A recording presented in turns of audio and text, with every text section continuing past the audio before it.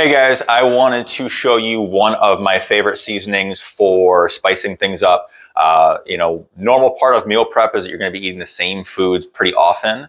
For me, one thing that we use a lot is just conventional chicken breast. So chicken breast can get kind of dull if you're using the same stuff, salt and pepper, really bland seasonings over and over. So I want to show you one of my favorites. So this is an espresso rub seasoning. So what I've got is I've got all the ingredients sitting out in front of me. So we're going to be using coffee grounds. We run these through our coffee grinder. We're going to use paprika. We're going to use garlic powder. We're going to use sea salts.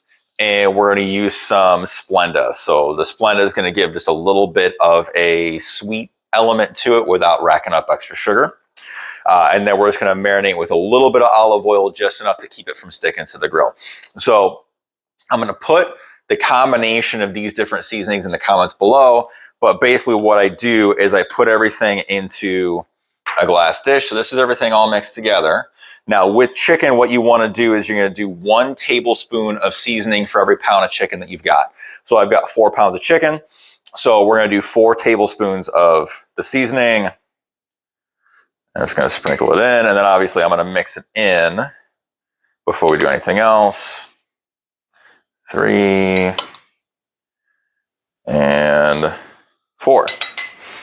So what I'll tend to do is for about every 2 pounds of chicken, I'm just going to do a cap full of olive oil. Again, the goal is just enough to keep it from sticking to the grill.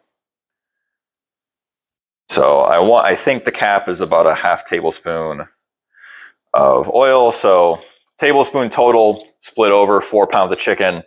It's pretty negligible in terms of what it's adding in terms of calories, because a lot of it's going to end up still stuck in the dish or on the grill by the time I'm done. So just going to get your hands dirty, and we're just going to fold this in. Want to obviously make sure that we cover things pretty well. You're not going to want one side of the chicken untouched while the other side has big clumps of seasoning mixed into it. So we're just going to do this until it gets coated fairly well. Again, get the oil spread out.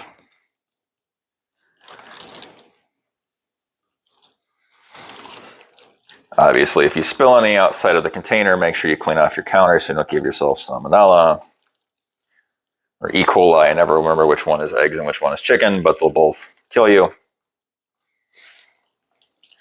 All right, perfect. So this is going to go on the grill. So I'm going to go preheat the grill at about medium heat. I want to get the grill going. I'm going to use a gas grill. You can use obviously a charcoal grill if you want to. But I just want to get it going at about 400 degrees. So I'm going to preheat it for just over 5 minutes on a medium heat. And then I'll show you what it's going to look like when it goes to the grill. All right, now I've got the grill going at medium heat, sitting at just over 400. So I'm going to put the chicken on. We're going to go 4 minutes aside to start, see how it looks, and then we'll go from there. All right, so this has already been on the grill for 4 minutes at medium heat.